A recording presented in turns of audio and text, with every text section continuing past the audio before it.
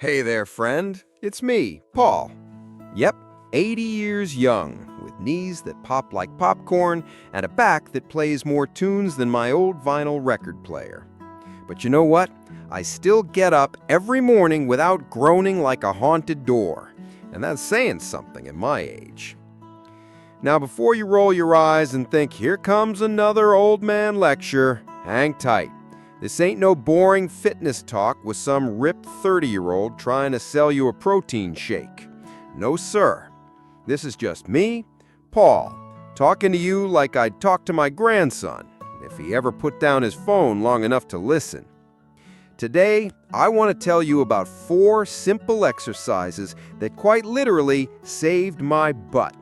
Not from bandits or bears, but from becoming a couch fossil. Because let's face it, mobility after 70, it's not just a luxury, it's your damn lifeline. But first, let me take you back. When I turned 70, I thought life was going to be all about recliners, reruns, and retirement naps. I was wrong. Boy, was I wrong. The first time I fell trying to put on my sock, I realized gravity doesn't play fair anymore. And the floor? It's a lot farther down than it used to be. That's when I had my aha, or rather, ow moment. I knew if I didn't change something, I'd be needing help to walk to the mailbox. Heck, maybe even help to reach my coffee. That terrified me. I've seen what happens when folks give up on movement. They become prisoners in their own homes, their own bodies. So I said, not today, arthritis, not today, osteoporosis.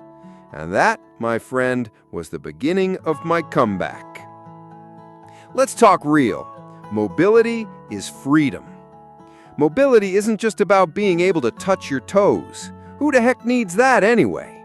It's about reaching for the top shelf peanut butter, walking without wobbling, bending down to tie your shoes without making it look like you're attempting yoga accidentally. And these 4 exercises I'm about to tell you about are so simple you can do them in your pajamas.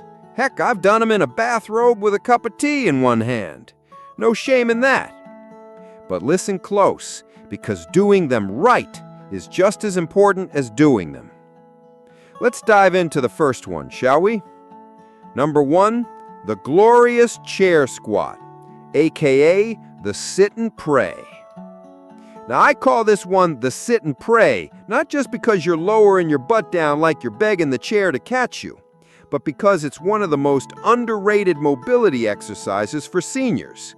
It mimics the exact movement we do 100 times a day, getting up from a chair, toilet, car, you name it.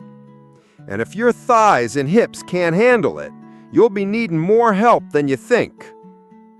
Here's how you do it Paul style.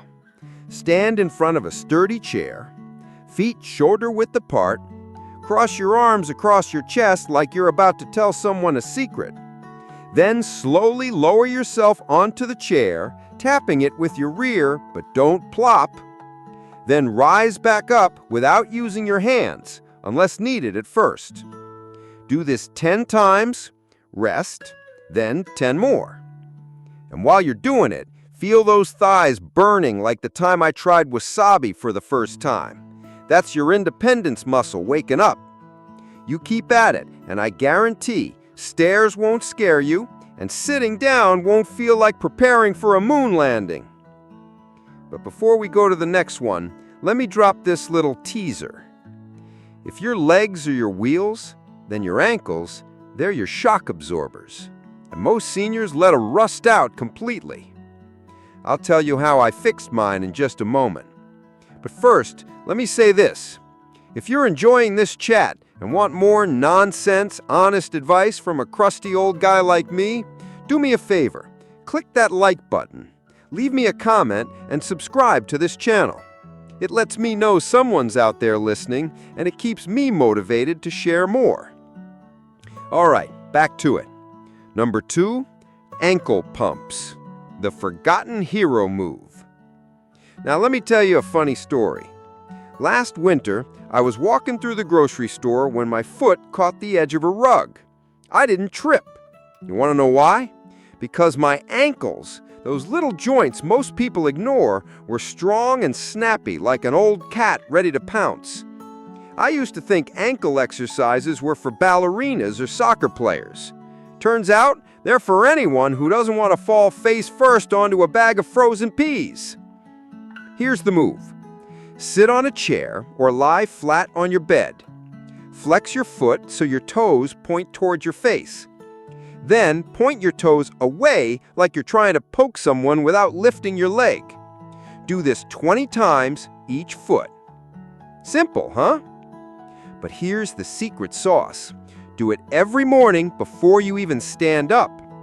It gets the blood flowing, warms up your lower legs, and signals to your brain, hey, we're not dead yet. Let's move. Let me ask you this. Ever had that weird stiff foot feeling when you wake up like your body's forgotten how to walk? Yep, that's because your ankles are begging for some action. Give it to them. Okay, quick breather. Let me give you a quick metaphor. You ever try to drive an old car in the winter without warming it up? The engine sputters, the wheels squeal, and it moves like molasses. Well, guess what? Your body after 70 is that old car. But if you warm up the joints, grease the hinges, and ease into movement, you'll be cruising smoother than Sinatra in a Cadillac. Coming up next is a movement that made me feel like I was 40 years old again. No joke. But I want you to take a moment right now and drop a comment down below. Tell me, which part of your body feels the oldest lately? I want to know, because I've probably got a story about it, and maybe even a fix. All right, you ready for exercise 3? You better be, because this one saved my spine. Number 3, wall angels, the grandma's halo. Now this one sounds sweet, doesn't it? Wall angels. But let me tell you, doing this move the first time made me feel like my shoulder blades were made of rusted hinges and regret. Here's how you do it. Stand with your back against a wall, feet a little away from the base. Keep your lower back, upper back, and head touching the wall. Then raise your arms up like you're surrendering to a cop in a cartoon. Then slowly move your arms up and down, sliding them along the wall, like you're drawing angel wings. You'll feel it in your shoulders, your back, even your neck. Do 10 reps, rest, and go again. Now here's the juicy part. This move opens up your posture, fights that forward hunching that makes us all look like sad turtles, and gives your spine room to breathe. After a month of doing wall angels daily, I stopped looking like the letter C and started standing tall like the Paul I used to be in the 70s. Well, at least until my next nap. And hey, if you're wondering, Paul, is it too late for me to fix my back? The answer is no, friend, it's not. But you've got to start today. Not tomorrow, not next Monday, today. Because every day you skip is one more day gravity wins. Ever notice how old folks shuffle like they're trying to sneak past death? That's what happens when your shoulders and hips stop talking to each other. These wall angels reintroduce the family. Whew, I see you sweating a little. Good. That means your joints are still alive in there. All right, I want to take a little break here before we get into the final, most important exercise. Because that last one, that's the grand finale. The exercise that fixed my balance, strengthened my core, and gave me the confidence to walk anywhere again, even on sand. But I'm going to make you wait for it just a bit. While we catch our breath, I want you to look around your room, your house. Is it a place where you can move freely, stretch, lift your arms without hitting a lamp? If not, clean it up. Make space. Mobility isn't just what your body does. It's the environment you allow it to move in. You clear your floor, and you clear the path to staying independent. Now go grab a sip of water. I'll meet you right here for the final and most important exercise that changed my life. Trust me, you're gonna want to hear it. Let's keep going, friend. We're down to the final 5 ugly habits that creep up in old age. These ones are tougher. They're the ones we deny, even when they stare us right in the face. Let's not sugarcoat it. Habit number 7, interrupting too much. Now, I know what you're thinking. I'm not that bad. But let's be honest. How many times have you cut someone off mid-sentence just because you thought you knew where they were going? It's a senior habit, and it's ugly. You hear someone say, "I was thinking of trying something new," and before they finish, you blurt out, "Don't waste your time, it won't work. I tried it back in '79. We stop letting people finish.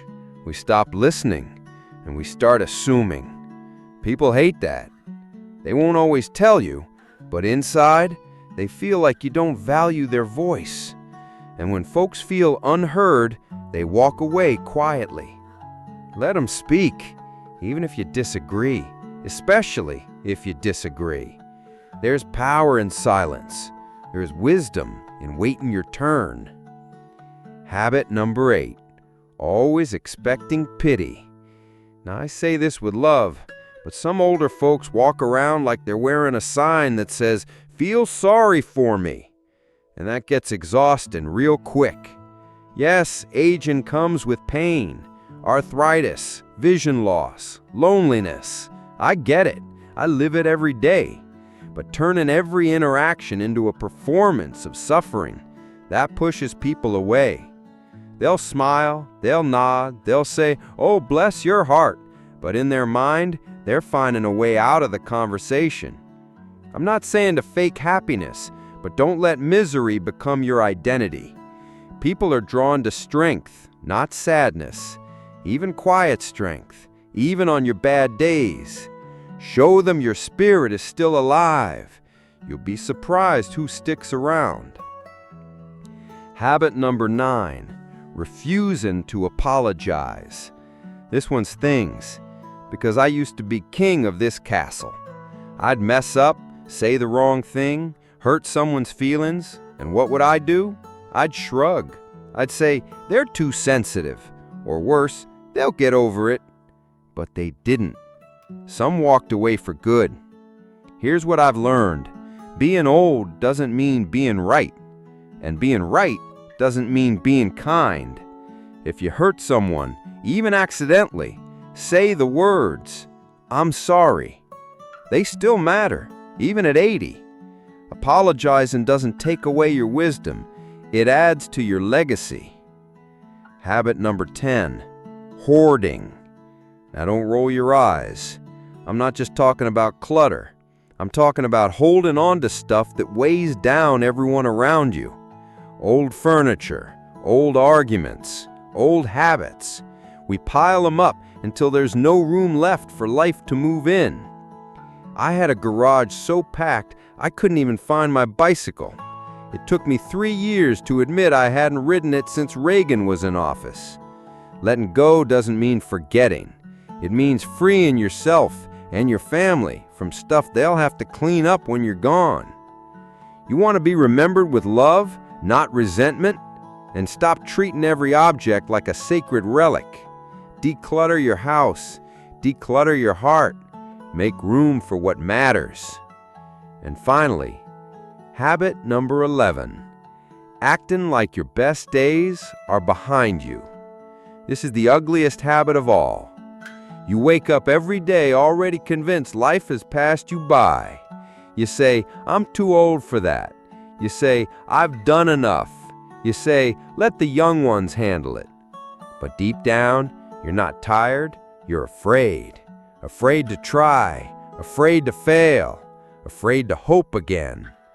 Friend, let me tell you something. The clock doesn't decide when you're done. You do. I started painting at 76.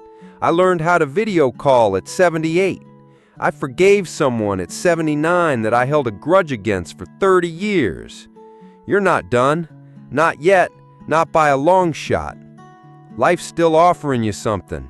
Take it. And if someone tells you otherwise, smile and keep going. Let them be surprised by your fire. Because here's the truth. The ugliest habits in old age aren't physical. They're mental. They're emotional. They grow quietly, but they push people away loudly. So ask yourself, are you becoming someone others feel safe around, loved around, or are you unknowingly building walls? You still have time to change, to grow, to inspire. Every day is a second chance, even at 80. So do me a favor. Break the habits. Be the elder they admire, not the one they avoid. And if this story meant something to you, don't forget to like the video, drop a comment, and subscribe to the channel. Not just because it helps me, but because it helps keep conversations like this alive. Conversations that matter. Stay kind, stay curious, and stay alive in all the ways that count.